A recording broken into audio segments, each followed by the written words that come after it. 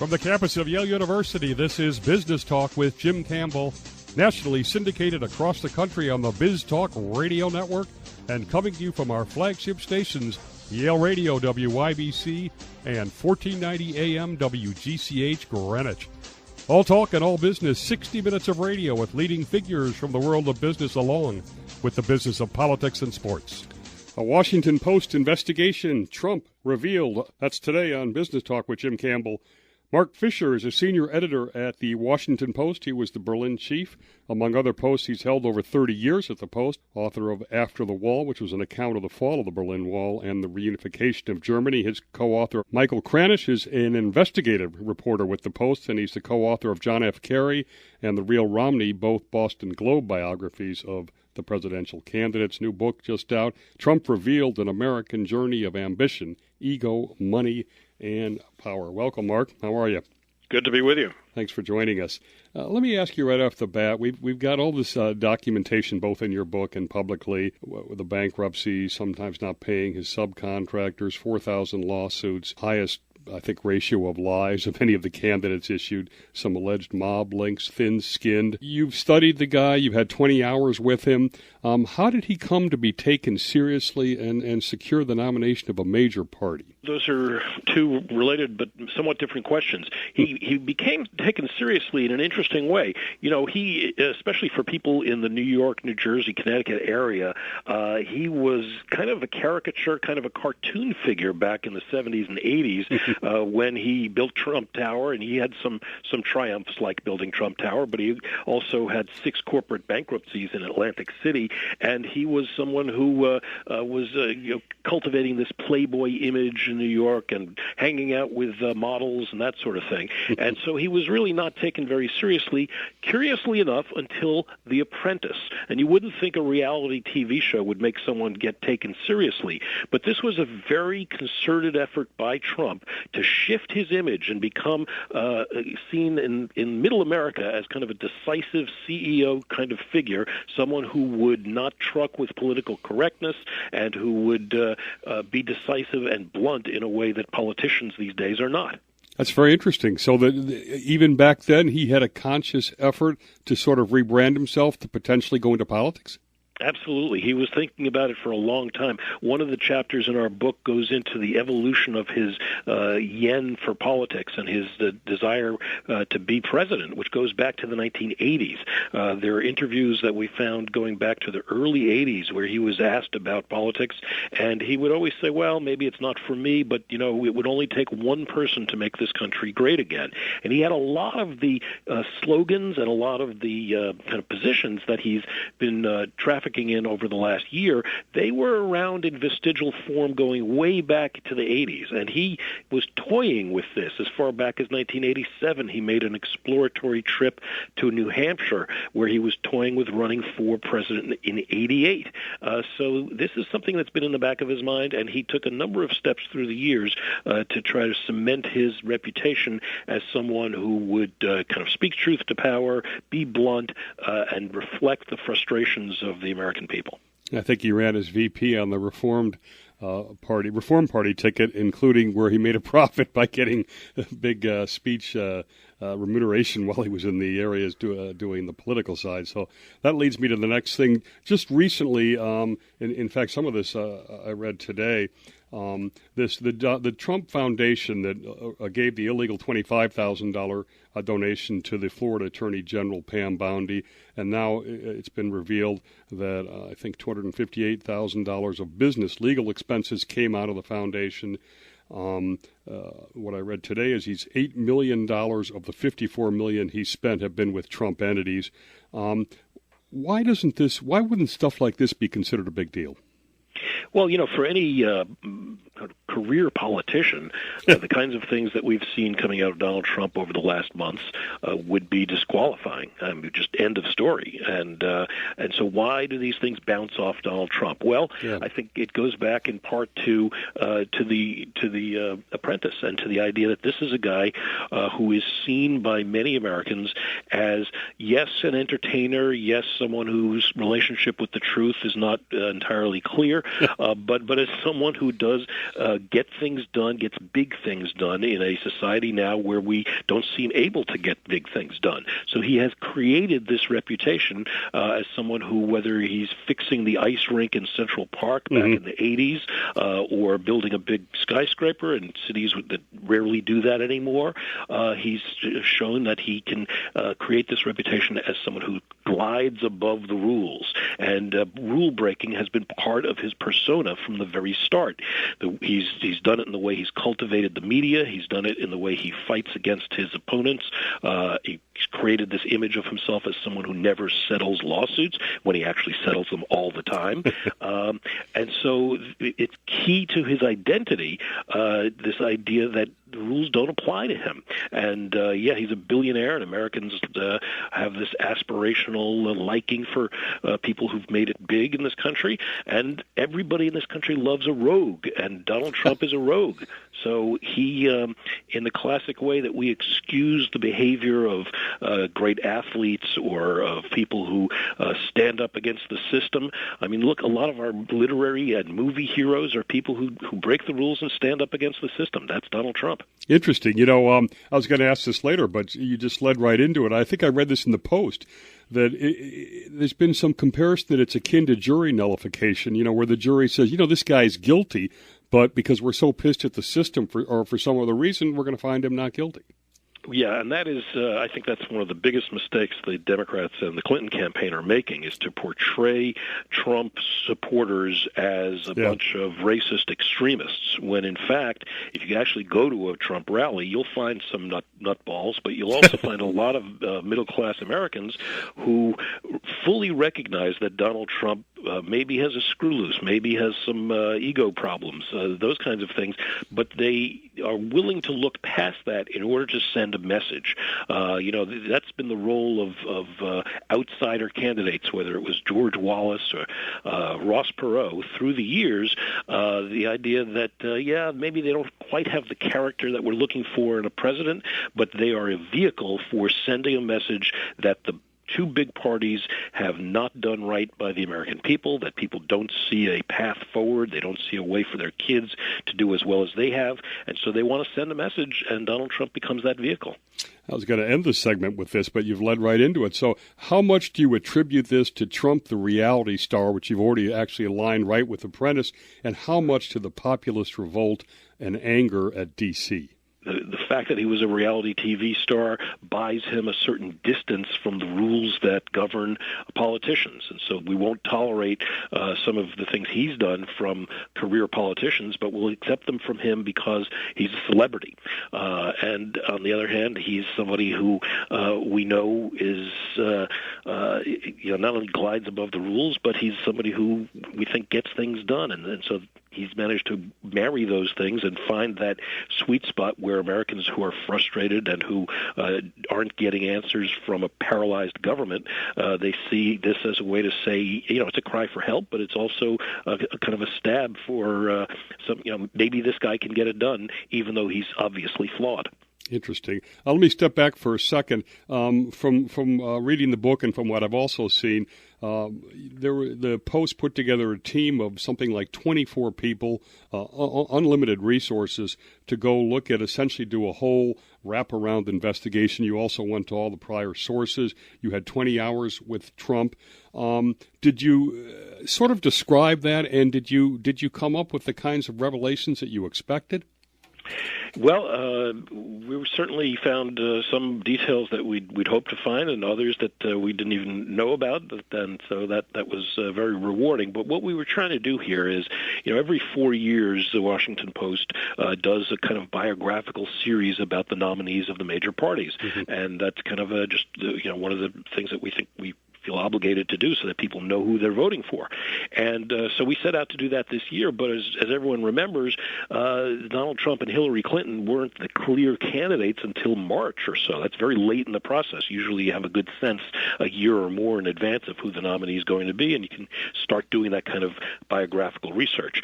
So we've got a late start in March, and we said, the only way we're going to be able to fully understand this guy and how he thinks, how he makes decisions, so that voters can make an informed decision, is to throw a lot of people at it. And so rather than the 2 or 3 people who would normally spend a year working on something like this, we had to get 22 of our best reporters and put them on different aspects of his life.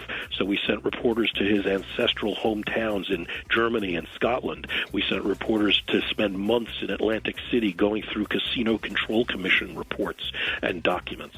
We sent reporters around to talk to his classmates, neighbors, friends from his childhood. And all of that together, we started to build a portrait of a guy who, even though he's been famous for 40 years, he's not that well known. We haven't vetted him in the way that a career politician gets vetted when they run for office. Good point. You're listening to Business Talk with Jim Campbell over the Biz Talk Radio Network, 350 stations around the country. We'll be right back. We're going to look into who is Donald J. Trump.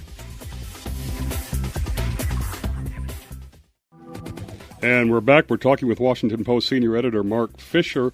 And let me just, who is Donald Trump? Is there a there, or is he acting a role all the time? You know, I think a lot of people who, when they first meet Donald Trump, go in expecting a pretty simple guy. And one of the revelations to me, spending time with him, is that he's a much more complicated, complex person than the caricature you might expect. Interesting. Given the way he talks in very short, declarative sentences.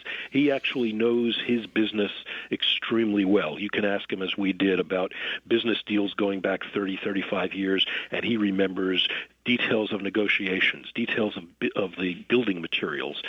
He's very knowledgeable about his field. But once you go beyond his field, he does not answer questions terribly readily. He does not have a deep wealth of knowledge. He's not well read. I asked him about his reading habits. He's not a big reader. I asked him how he's going to make decisions as president if he doesn't read up on these complex issues that hit a president's desk. And he said, I don't like to read any reports. I don't like to read briefings. I like people to just come in and talk to me, orally, give it to me for 20, 30 seconds, and I'll get it. I'll know what to do. And so with that very cocky, confident style that we've all seen, he believes that his instinct would guide him as president. So this is a very different kind of approach than we've seen from any president, certainly in our lifetimes.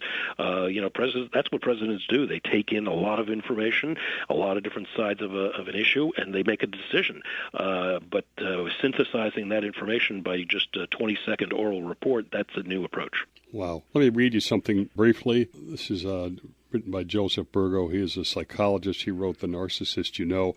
This type of me versus everyone mentality and behavior is often a narcissist's way of trying to hide feelings of emptiness and shame. You don't need a doctorate in psychology to wonder whether a man who feels the need to forever trumpet his superiority might feel an entirely different way underneath. The gentleman doth protest too much, methinks. What do you think of that? Well, I'm also not a doctorate in psychology, but right. But I can tell you that in our research we found a number of instances where Donald Trump himself talked about exactly this issue. He wrote in one of his books, or at least his ghostwriter wrote for him, that he believes that narcissism is essential to success in the business world. He believes that only by being so singly devoted to your own success can you get anywhere with a business. And similarly, he wrote elsewhere that he thinks it's essential for a CEO to have a short attention span. And so we see him justifying some of his own characteristics in his books. But it is, sitting and talking with him, he's open to all questions, unlike his opponent. He met with us time and again and kept extending the time that he spent with us, but it is difficult to have a linear conversation with him. He is kind of all over the place. He will switch subjects 3 or 4 times in the course of 2 or 3 sentences, and he's not someone who is a deep study of many things. This fear that we hear that he's very thin-skinned and can't take criticism and therefore is going to be sort of erratic. Do you see that when you spend time with him? Yeah, we talked to him about that because obviously that's an important characteristic for a president, and he says that he's had this philosophy through all of his life that all press is good press. Give me any publicity, whether it's good or bad, I'll take it, and that's something he learned from Roy Cohn, the legendary New York lawyer who was his mentor.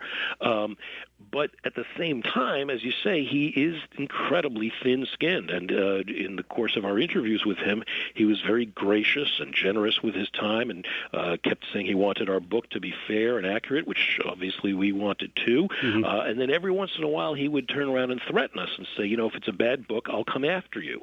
And he would tell us stories about having sued other people, including the authors of other books about him. So he is thin-skinned. He is thin-skinned in anticipation of some wrong that even hasn't been done to him yet. So that is certainly different from what you see in most politicians, who tend to be very forgiving, at least publicly, in their rhetoric. Tell us the impact of his family, his father in particular. Did you find a source of where this huge insecurity must come from, that he's got to brag like a 7-year-old all the time? Well, it's interesting. We talked to him and to his relatives and people he grew up with a lot about his father. And his father was a very dominant figure in his life. His father was also a real estate developer in New York City, in Brooklyn and Queens, built a lot of middle-class housing, thousands of units, and very successful at it. But at home, he was a cold and distant figure. And it was only in the mid-teens of Donald Trump's life that he became close to his father by learning the business, by hanging around in the office, by going out and collecting rents with his father. Prior to that, they were not close, and prior to that, and all the way through, Fred Trump, his father, was very demanding of Donald, and constantly telling him that he needed to be a killer and win, and that the worst thing in life was to be a nothing. And so I think in Donald Trump's conception of himself, this idea of not being a nothing really took prime space, and so he set out to be bigger than his father, and he was actually somewhat derisive of his father for limiting himself to the business out in Brooklyn and Queens. Donald thought that his father should have made the move across the bridge into Manhattan that Donald went on to do and take bigger risks. His father always told him never go into debt, and Donald became the self-proclaimed king of debt. Having said earlier that he wants a 20 to 50 second briefing and then he's going to make his decisions, do you find who does he surround himself with at the Trump organization? There, are they sycophants? I know everybody calls him Mr. Trump. Does he let independent people come right in his face? He's from a very traditional German family, so there's a high premium on respect, on being called by the proper title and so on. And he has been very loyal to a handful of people who've been with him for decades, his secretary, a couple of other people in the inner circle there. He's always worked with a very small group of 5 or 6 executives and aides who were at the heart of his operation. They were loyal to him. He was loyal to them. But beyond that inner circle, he discards people quite frequently, and we talked to a number of those people, some of whom had signed non-disclosure agreements that Trump requires all of his top executives to sign, and some of them talked to us confidentially and helped us out with some documents, and they portray him as someone who is very mercurial and does fire people on a whim and gets very angry when things don't go right. So it's a mixed bag. He's got an inner circle that he trusts, and then beyond that, not so much. When I asked him, who do you turn to when you're in trouble? Who do you turn to when you're lacking in confidence about something? And he was one of the rare times that he was really quiet and thoughtful and said, if you're talking about friends of the kind that you go out to dinner with or hang out with, I don't really have that. I've never had that. And so it was fascinating to see that a man at this age would admit that he's really never had a close friend. And so the people he trusts and deals with most openly are his adult children. Just a couple of seconds we have left. Does he want to be president? Does he want to do the job, or does he just have a need to win?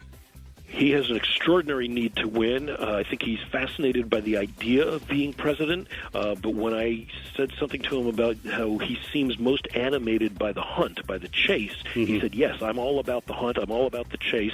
When I get things I really want, I tend to lose interest in them.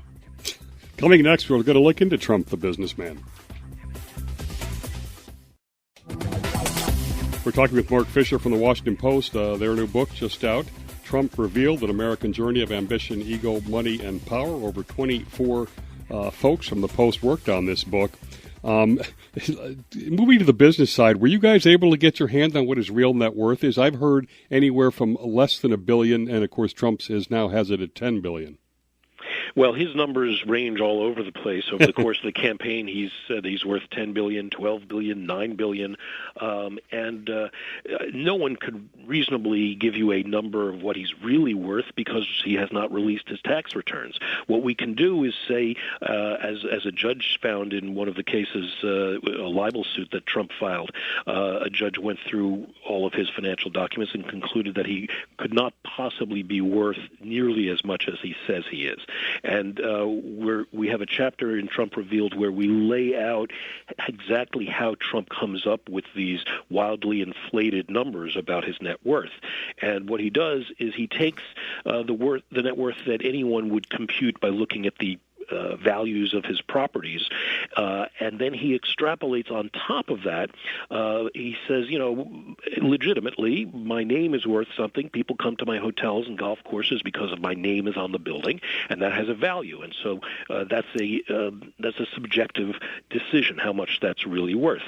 And so what he said in a deposition we found is, I determine that depending on how I feel on a given day. So, his net worth is based on how he feels. Someone else might say, well, I don't think he feels that great, and come up with a much lower number. So it's a very fungible number. It's clearly lower than what he says, but the fact that he hasn't released his tax returns certainly raises questions about how much he really is worth. And apparently he's benefited from over almost $900 million of tax benefits abatements over the course of his career, which is pretty amazing. Looking at Trump Tower, which in some ways was an amazing success. I think it said he sold $277 million of condos before the building was even open, more than the cost of the building, brilliant location and everything. But it has all the hallmarks of Trump, the undocumented workers. They weren't paid sometimes. There was no safety. He ripped down the Bonwit Art Deco, which he had pledged not to. There were alleged mob links. I mean, how are these examples of a good businessman? Well, when we asked Trump about that, he said, look, I'm in business for myself. So when Donald Trump does well, even if the company goes into bankruptcy, or even if the vendors aren't paid, or even if his business partners end up in court with him, he says those people took risks, and that's their problem. And he sees it as, going back to the point about his narcissism and the importance that he sees of that in a business strategy. He believes that he was doing right because he was doing right by himself. And when we said, well, how does that translate into being president for 300 million people, he said, well, that's just a different kind of thing. I'm going to have to make a pivot from doing right for Donald Trump to doing right for the American people. And he says, I think I can do that. But the experience with Trump Tower is one that really encapsulates everything that is admirable and everything that is problematic about Donald Trump. He built this building in a place and a time when it was very difficult to build in New York City and very few skyscrapers were being built. He worked the system, the politicians, and got the permits that he needed and got tax incentives for many of his projects in New York and in Atlantic City. And so he skillfully worked the system to get what he wanted, get the building built under budget and in advance of schedule. On the other hand, as you say, he cut corners, and he did use illegal immigrants from Poland to work on the demolition of the building that was there before Trump Tower, and he did work with figures who later turned out to be organized crime figures to get the land stand for his Atlantic City casinos and to help out with some of the union issues he faced in New York City. So there are problems all along the way, but he would argue that the bottom line is he got these projects done and done in a way that no one else had been able to. You said earlier, that he has a brilliant business mind, that he's remembered deals from 35 years ago. But as a business manager, I look at this, and he consistently puts way too much debt on these properties in Atlantic City, even to the extent that simple math would have said they can't make money because you have to, the level of profitability, you can't get it out enough to pay the interest off. And he consistently does these things. I've been told he didn't really understand the business of casinos that well. He understood the branding and the deal making. How do you respond to that? Well, we asked him about that, and he said, yes, I took my eye off the ball in Atlantic City, and he was not as involved in the details of the operations as perhaps he should have been. So he's pretty frank about that. But, in general, he is not a detail guy when it comes to the operations. He is much more of a marketing person. He thinks of himself as a performer, as a showman. One of his top executives told me at one point, when you're looking to understand the motives of Donald Trump, look first to the showman idea, because that's how he thinks of himself, whether it's in politics or in business. He's the front man. He's the guy whose name is on the building. He's not the guy who's managing the casino day to day. And so he did have major problems in Atlantic City, 6 corporate bankruptcies there, and yet when he had those final confrontations with the bankers, and the bankers had every reason and every right to take these hotels and casinos from him, he persuaded them to let him stay on as a majority owner because he made the argument that these buildings were worth more with his name on them. And one of the major bankers in the bankruptcies told us, look, we had to conclude that he was worth more alive than dead. That leads into, just to me, the amazing deal that he got himself out of the bank. Citibank allowed him the 5 to 10 years to restructure his debt, but they paid him $450,000 a month, just as you say, to keep him alive, although I don't know how you spend that kind of money. He paid his divorce settlement with Ivana from the proceeds of the money that the bank gave him to survive. I mean, it's just pretty amazing, isn't it? Yeah, it's remarkable, and people go along with it. And he persuaded the bankers to let him keep his corporate helicopter and keep a number of the other trappings of wealth that he had, even as his companies were going down the tubes. And he would go in and say, "Look, if I don't have the helicopter and I don't have the gold-plated whatever, then people aren't going to believe that I am Donald Trump the billionaire. And if they don't believe I am Donald Trump the billionaire, they're not going to come to my casinos, and you're not going to make any money back on the money you've invested in these casinos." So it was a cynical argument to make to the bankers, but it worked. It worked. They kept him in there. Now, let me ask you this, okay? This man is all about his brand, his name. He doesn't like his net worth joked about. So what bothers me is we moved to more of a licensing branding business, in part because banks aren't going to loan him money to do construction development projects. We have Trump University, which looks to me like bait and switch, boiler room sales. We have the Trump Network, which looks like a pyramid scheme. We have Trump licensing these residences and developments that people think he's behind, but he's not. It's just his name, which seems like a con. He doesn't appear to do any due diligence on who he partners up with, and all of these things end up crumpling as kind of sleaze. Yes, and so he would say, going back to his line about I do what's right for Donald Trump, right. What he does in these branding, so over the last 10 to 20 years, he's shifted his business from developing buildings and putting up his own capital into cases where in most situations it's foreign investors or other investors who are taking all of the risk, and they're building a Trump hotel or a Trump golf course or a Trump casino, and all Trump does is rent his name to them in exchange for a guaranteed annual income. So he is solid. He is okay no matter what happens to the project. And in Trump Revealed, we sent a reporter to places like Azerbaijan and Panama, other places around the world where there are Trump projects, and some of them are shells, empty shells of buildings.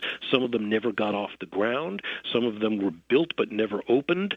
And in each case, Donald Trump is getting millions of dollars a year in guaranteed payments from those investors, even if those investors took a bath on the whole thing. Does he not see a link, though, between his name and the long-term, brand associated, and doing something like Trump University, where he makes a bunch of fees up front, screws people, and then just moves on? He hasn't lost any money there, but it can't help his brand long run. He, as you say, he just moves on. He just says, well, okay, if Trump water or Trump suits or Trump perfume, if one of those don't work out, that's fine, because there'll be more coming behind them. And he believes that the core of the brand is associated with the hotels and the golf courses, and really just his person.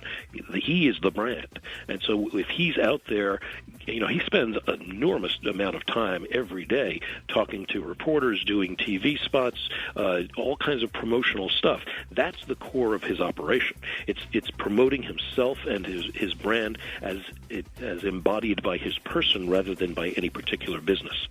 You're listening to Business Talk with Jim Campbell from our flagship stations, Yale Radio, WYBC, and WGCH Greenwich. In our last national segment, we'll be looking into Trump, the president.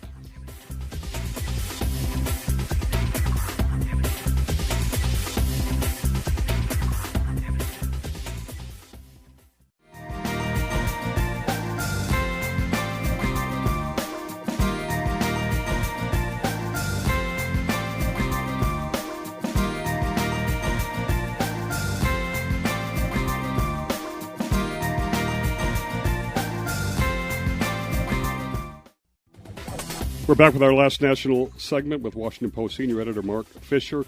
This show is airing on Sunday and in Monday locally here in Greenwich. Monday is the first debate.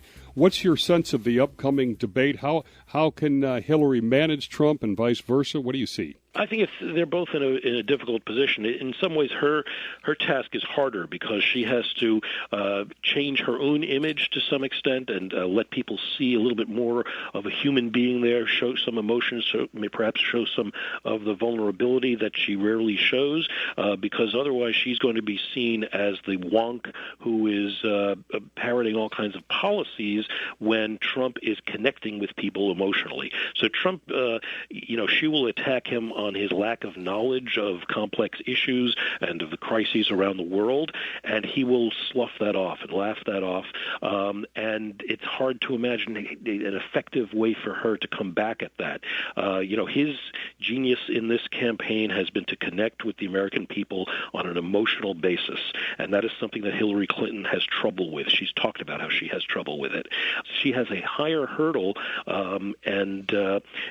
at this point, since he's had the momentum lately, I think he's going to go in there very cocky. But which Donald Trump we see, whether he comes off cocky and sloganeering or is the more subdued kind of figure we saw meeting with the Mexican president, that's hard to know in advance. And it seems like when the election is close, the country tends to go with the change agent. There's evidence in both directions. Yes, okay. This is obviously a country that is hungry for change. That's been actually a continual part of our DNA over the last several elections. I mean, in a sense, Donald Trump is the continuation of the 2008 Barack Obama Hope and Change campaign. They're obviously very different politically, but as far as their basic appeal to people who are fed up with the system and feel wronged by both parties, there are a lot of people who felt similarly about Obama in 2008 and Trump this time. So he has an advantage in that sense. On the other hand, people, as we get closer to Election Day, move closer and closer to wanting to make a smart and safe choice. And so the wilder, less predictable figure like Trump may lose out a little bit as we get closer to Election Day, and people say, well, I like the idea of sending a message, but do I really trust this guy with nuclear arms? All right, well, some folks will think it's the end of the world if this happens, but if the day after the election, Mr. Trump wakes up and he's won, does he have any clue what he's actually going to do? What do you see first 100 days of President Trump? Do you see the wall being built, Mexico coming up with the tab? Yeah, I mean, that's hard to see happening. Obviously, he will look for easy victories, and so we'll see him trying to annul a number of the Obama executive orders. That's something that to some extent can be done with a signature, although it's actually more complicated than that, and some of those would take months, if not years, to unravel.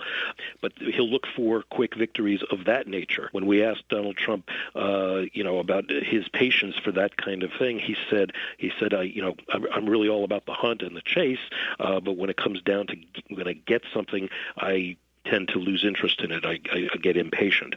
So it's not clear that he will be in there wanting to be a detail guy in the way that presidents have to be to some extent. Do you think he'll have enough understanding of how the Constitution works in terms of the separation of power, the independence of the media, the chain of command in military? Do you think that we would be heading for some kind of a crisis where he'd get impeached in a year or something? Well, it's hard to know that in advance, but I mean, he clearly has some gaps in his knowledge about the basics of government. But on the other hand, a president is surrounded by people who do know those details, and obviously he would have advisors telling him that. We've seen throughout this campaign that he blows hot and cold on his willingness to listen to his advisors. So he's on his third campaign manager in just a few months. So he's had people who know the system, know the Republican Party, know how campaigns are fought in this country. He discarded them in a matter of weeks. On the other hand, he's now got a bunch of advisors who he seems a little more trusting of. Mm-hmm. So it's hard to say, but he's certainly someone who is open to the idea of just discarding the advice that he gets, even if it's much more informed advice than what he has himself. Will he be able to divorce himself from the conflicts of interest potentially? You mentioned the Russian oligarchs and even the Chinese who are helping fund some of his businesses, his licensing deals. Do you see conflict of interest potential? Well, there's tremendous conflict of interest potential, beginning with the hotel that he's opened just in the last week on Pennsylvania Avenue here in Washington. He has said that he would hand over management of his major operations to his adult children, to Ivanka and Donald Jr. and Eric, and that seems to be the plan. But he's also made some less clear comments about his willingness to actually put his holdings in a blind trust or anything like that. So it's not clear how much he would be divorcing himself from his businesses. Certainly through the campaign, he's mixed the two at every turn. I believe every visit he's made to Washington since March, he has managed to incorporate the politics into the opening of the hotel and the opening of the hotel into the politics. So he does not seem to feel that is a rock-solid division that should occur there. Okay, if he loses, are we going to have Trump TV? What's he going to do? If he loses, I think he's determined to stay very much in the public eye and to be a thorn in the side of the administration. And so whether that is something that he does on his own, going out there and doing free media and getting a lot of time on the cable channels as he's done this year, or starting his own network, that's something that some people around him say he's intrigued by, and certainly Roger Ailes, late of Fox, is available and has been helping him out. So that's entirely possible, and it would certainly spice things up in the right-wing media world. But the sense we're getting is that no decisions like that have been made. All right. As we finish up, last question. Ultimately, this looks like a roll of the dice if the country decides to go with this guy. You guys, you had 24 of you. You spent all this time. Can we trust Trump with our country? Well, that's for the voters to decide. I mean, I think what we lay out in Trump Revealed is the details of how he makes decisions, how he has decided to run for president, what he would actually do. I think it would be a great departure, a big departure from every other president we've had in many ways, and that may be what some people crave. It's obviously what others fear. It would be a major shift in not only the way a president operates, but his sense of what the power of the presidency is, and his sense of what one man's role can be in our government. And our government was constructed to prevent one man from having an enormously influential role. all. So it would be a major change to the system. Thanks to Marc Fischer. That book, again, is Trump Revealed, An American Journey of Ambition, Ego, Money, and Power. And the book itself is a result of a tremendous ambition in a couple of months. You can visit marcfisher.com to get to his website, and that's MARC. This has been Business Talk with Jim Campbell. Our next show, we're going to have Professor John Kay from Oxford, the London School of Economics, on reforming the financial services system, trying to move Wall Street away from the appropriation of other people's money to back to serving business and consumer interests over Wall Street's. Thanks to Marc Fischer. Thanks to our national audience for listening. We'll see everybody next Sunday on Business Talk with Jim Campbell. You're listening to Business Talk with Jim Campbell. This is Segment 5 Overtime exclusively for Yale Radio WYBC. Dan McAdams is the Henry Wade Rogers Professor of Psychology and Director of the Foley Center for the Study of Lives at Northwestern University. That's a mouthful. He's the author of George W. Bush and the Redemptive Dream, a psychological portrait, and the art and science of personality development. He's got a recent, much-noted cover story in the June issue of Atlantic Monthly, The Mind of Donald Trump, a psychologist's guide to an extraordinary personality. Welcome, Dan. Great to be here. Great to have a Midwest guy in a big university like Northwestern. Before we go, make it clear that this is not meant to be and wasn't done as a hit piece or anything like that. Yeah, that's right. The Atlantic had the idea of doing the article back in February, and they wanted an objective and dispassionate approach, and so I tried to hold the line on that.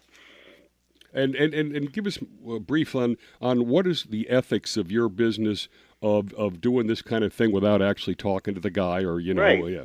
Well, let me say that we asked Mr. Trump for an interview. We didn't get a yes on that, but the ethics are pretty clear. I mean, what you don't do is offer any kind of diagnosis. You don't offer any kind of ultimate assessment of the man's mental fitness.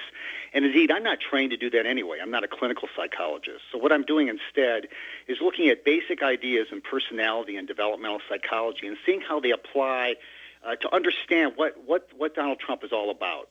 Okay, as you call him an extraordinary personality, in what sense do you mean extraordinary?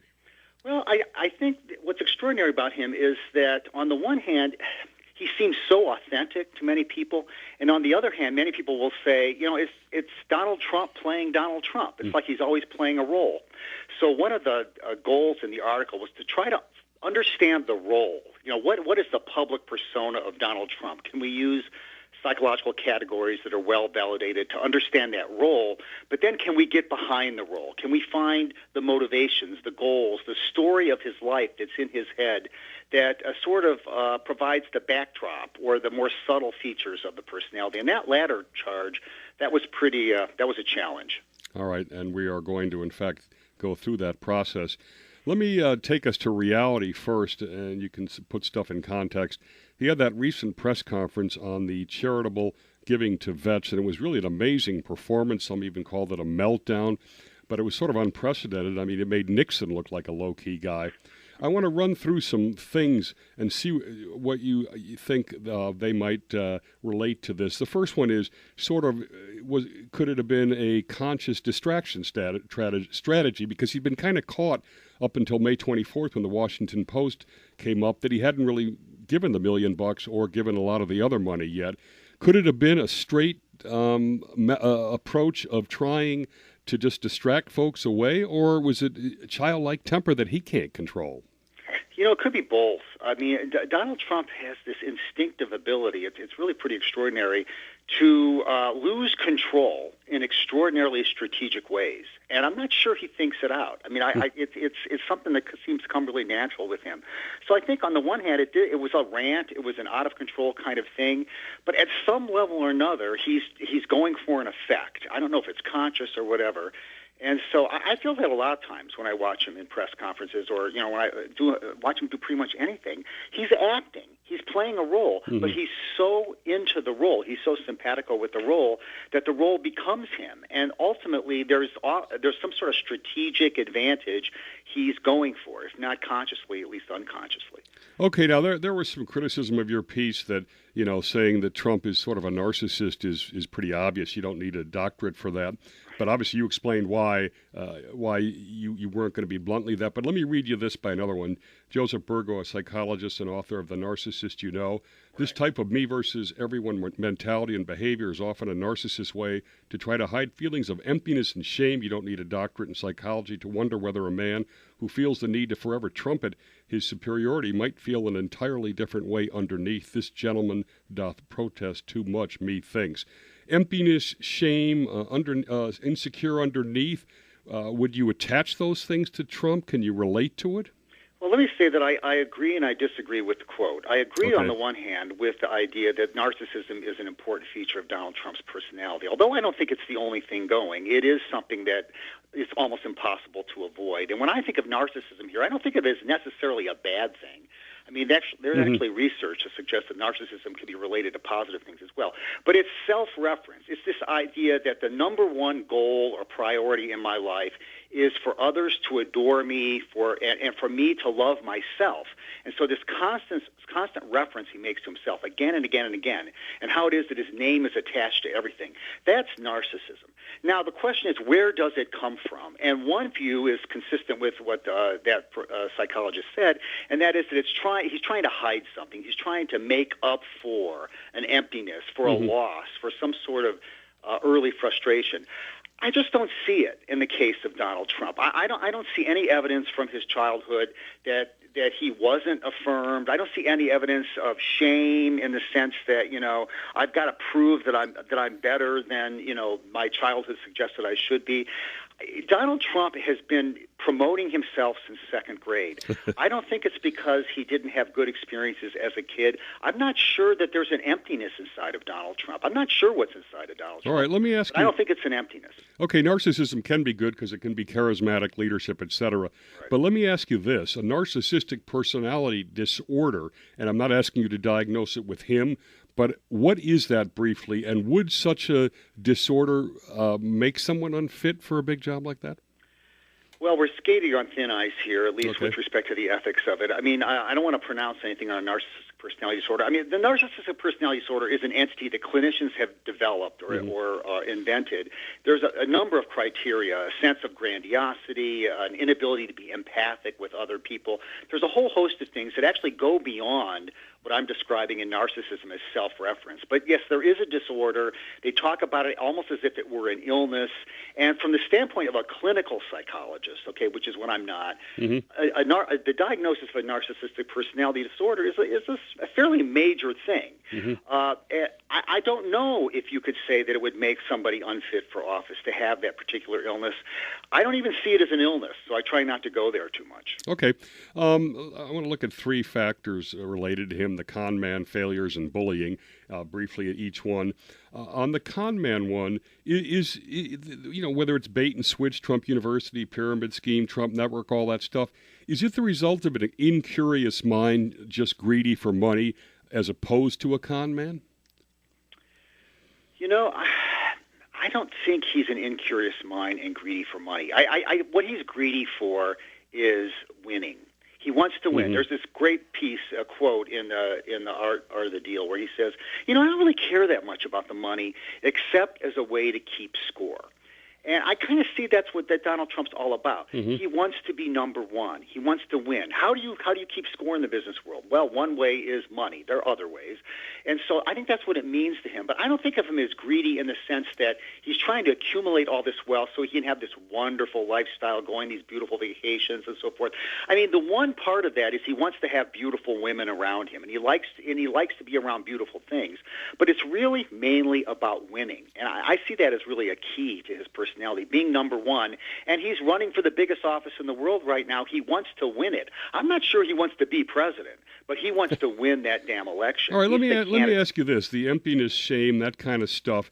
Would it be possible that on a subconscious way he's trying to trip himself up, because he spent his entire career building up this brand, and here he is now often offending different groups and having a lot of his businesses come under scrutiny that they may not be able to withstand? Why would he do that? To win. I mean, I think he wants to win it. So it's not a subconscious thing that he wants to out himself as, as sort of a fraud. It's an interesting idea. There may be something to that. I just don't see any evidence that he's ever tried to do that. I mean, he says the most outlandish things again and again, and then you think, oh my God, he's crossed the line. Mm-hmm. Okay, when he criticized John McCain, he crossed the line. When he went after Mexicans, he crossed the line. Muslims, most recently, after a federal judge. Yeah. Yet it doesn't seem to hurt him. And if anything, it wins him even more support every time he does these. I think at some level he knows that these strategic outbursts are going to help him win. A big picture question. The mind of Donald Trump, risk, reward, is pride going to go with before the fall? Where do you come down? I think pride often almost always go with before the fall, especially in politics.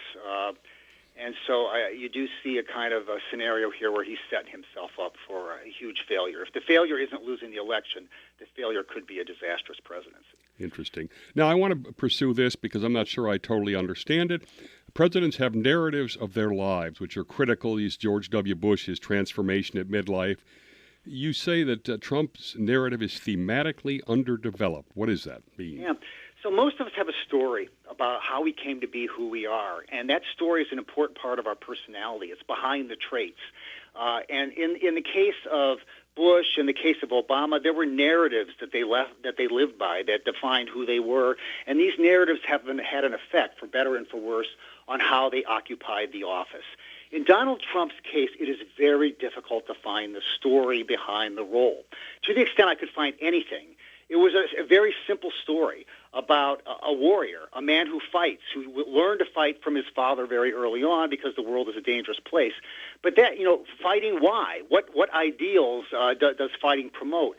There isn't anything beyond that. There isn't any answer to that particular question. So the story that he has about himself is this almost simplistic comic book kind of superhero story. Yeah, we might have that when we're 18, but the man's 69 and he's running for the highest office in the land. You would expect a more nuanced, psychologically sophisticated narrative. Does he have a complete lack of self-awareness? Is there a there? And you bring up the question that who are you when you're alone should be answerable to some degree. Yeah. It's the central question of the piece, and I thought when I started writing it, or I started working on it, that I would find more there, that there would be some kind of narrative behind the actor that helps us understand how Donald Trump sees himself. And the closest you can get to it is that he sees himself as a fighter, but that's not much of a narrative there. So I think when you get behind the role, and he's always playing the role, it's Donald Trump playing Donald Trump. When you get behind the role, it's hard to find much of substance. Marc Singer wrote a New Yorker magazine profile, and in there he has a great sort of term, Trump appears to have an existence unmolested by the rumblings of a soul. How would you interpret that? It's a beautiful quote, and I started the article with that, and my initial attempt was to find the soul. And I ended up thinking that Singer is probably right, although I don't use the term soul. But I would use the term a story, a narrative identity behind the thing, and there just doesn't seem to be a story there behind the role. So the point I think Singer's trying to make is this is a man who goes through life always being observed, effectively doing these roles, but when he's not in front of the camera, when he's not with other people, what's back there? Who is the Donald Trump? And it's just hard to find much. Is he symptomatic of where we are now, that he would be the first reality TV president? Unfortunately, he may be symptomatic as to where we are, at least with respect to reality TV and the whole cult of celebrity that seems to have kind of overtaken America in the internet and social media age. So in that sense, yeah, I think he's pretty cutting edge. I mean, he's symptomatic of certain kinds of fascinations that we have in our culture. At the same time, there are other things going on too, and so but it's clearly, if he does win, it will be partly because of his starring in reality TV and the idea that he puts on these performances that people love to watch. He's entertaining. Some people vote for him have said, listen, the other candidates are boring. I want somebody interesting. And I'm thinking, well, we're not talking about an entertainer here. We're not talking about a TV show. We're talking about President of the United States. But for some people, unfortunately, that seems to be the number one criterion. Now, Mike D'Antonio, who we interviewed, written a book called Never Enough. Yeah. And the interesting thing is that behind the scenes, before it came out, and it was just about the time that the Trump people were wanting to go, they wanted him to call the book Make America Great Again. And he, of course, went to Never Enough, which makes your point, I think. Another interesting part, and you can comment on this, is that he interviewed Ivana Trump, and of course she was glowing now, as all of them are. But she called him back later. I don't know if this was actually in the book, and said that the way to look at Donald is he's a child. Yeah, I know Ivana has said that and so forth, and she may be onto something. In some ways, he's psychologically undeveloped, and there's certain childlike features about him.